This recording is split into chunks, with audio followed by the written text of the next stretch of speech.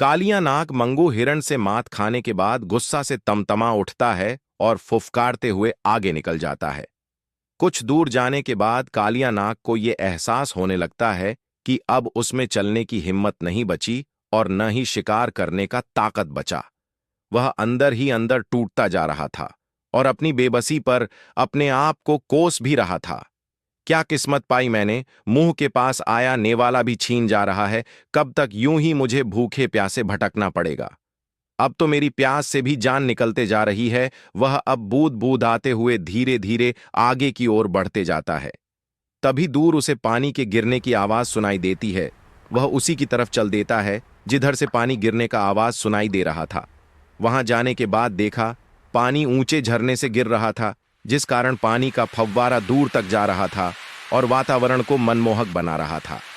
कालिया नाग झरने के पास जाकर पानी पिया।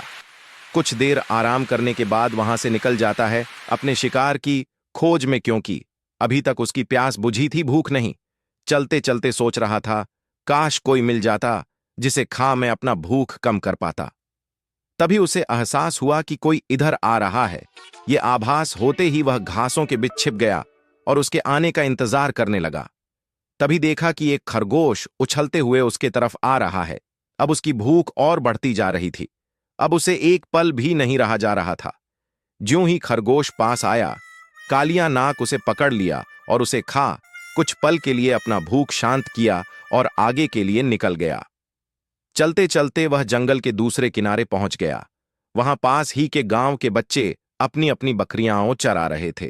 वे बकरियों को चरते छोड़ रोज जंगल में ही गिल्ली डंडा खेला करते थे और हंसी मजाक किया करते थे। उन्हीं में से एक लड़के का नाम रामू था। रामू बहुत साहसी और बहादुर था। उधर कालिया नाग बकरियों को जैसे ही देखा उसकी भूख और बढ़ जाती है। अब उससे एक पल भी नहीं रहा जा रहा था।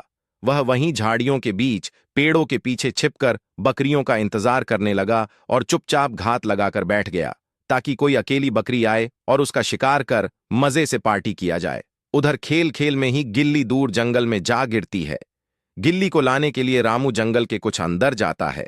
वह अपनी गिल्ली ढूंढ ही रहा था कि उसे कालिया नाग की पूंछ दिख जाती है।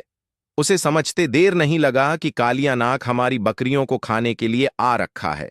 वह कालिया नाग को सबक सीखने के लिए सोचता है और धीरे धीरे वहां से निकल अपने साथियों के पास जाता है और कालिया नाग के छिपे होने की बात अपने दोस्तों से बताता है।